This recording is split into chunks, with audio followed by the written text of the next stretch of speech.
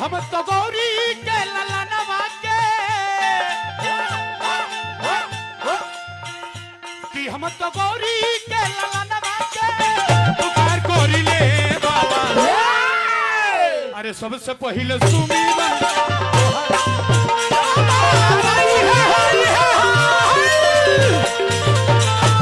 पहले सुमिरन तोहार कोरी ले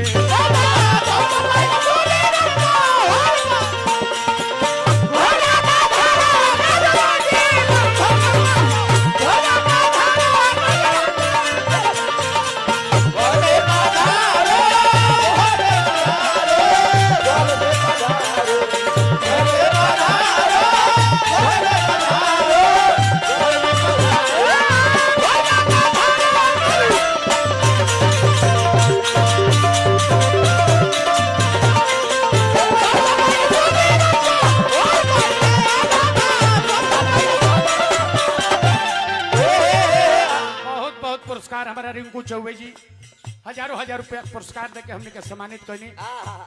परमेश्वर नाथ से प्रार्थना करो जे मनोकामना पूरा होके आजीवन पद प्रतिष्ठा बरकरार रहे। नारायण जी के कृपा बनो रहे।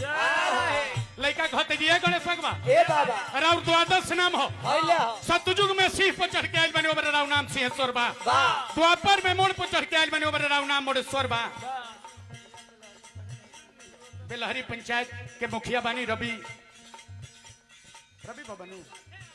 रवि उपाध्याय जी पुरस्कार दिल बनी हमारे 500 रुपया के हम हार्दिक हार्दिक अभिनंदन करो।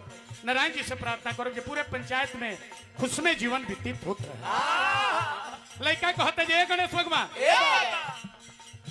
हर युग में राउर अवतार बा हर महीना में राउर पूजा होला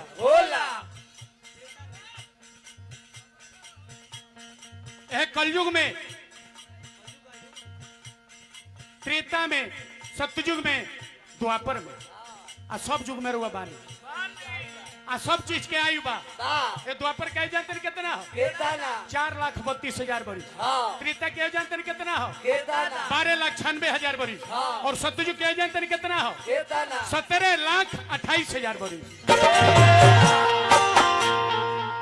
कलयुगों में आए जब मनुष्य सती हती होखे लगे तो दक्षिण दिशा से करिया घोड़ा पर चढ़ के आए धुआं के रंग में वो मेरा नाम पर ध्रुम के तू लड़का कहते ये गणेश भगवान हथिया मनुष्य के दानावा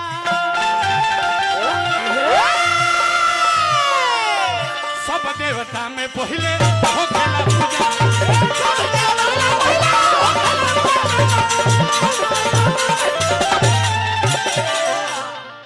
अपन परिवार चलावे के सीख लेवे के चाहिए मोना बाबा।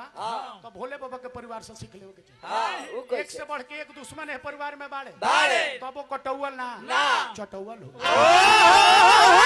जैसे भोले बाबा के सवारी बैल माता पार्वती के सवारी बाघ जो बाघवा चाहिए तो बैलू के फाड़ दी जो भाई बाबा बाघवा चाहिए बैलू के फाड़ दी। बैल खाली दे ले बड़ा बाघ बनत रहे हाथ जोड़ो बेन करे के चुप रहो।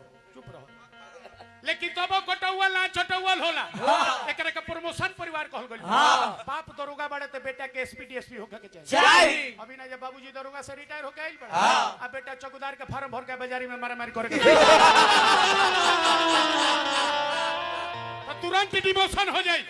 प्रमोशन करे के बता निमना चीज में बाबूजी मास्टर बड़े तो बेटा के प्रोफेसर होके के चाहिए। अभी ना जब बाबूजी फ्रूटी खो जाता अब बेटा मुझे जब पूरा परिवार कुलवासी हो जाए। ऐसे अंत में कहो कि हम तो महात्मा बाबा के चरण के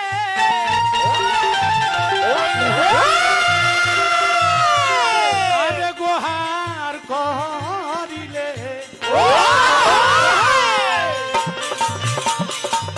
कि हम तिवारी जी के चरण के गुहार करिले बाबा। अरे सबसे पहले सुमिरन अरे तोहार करी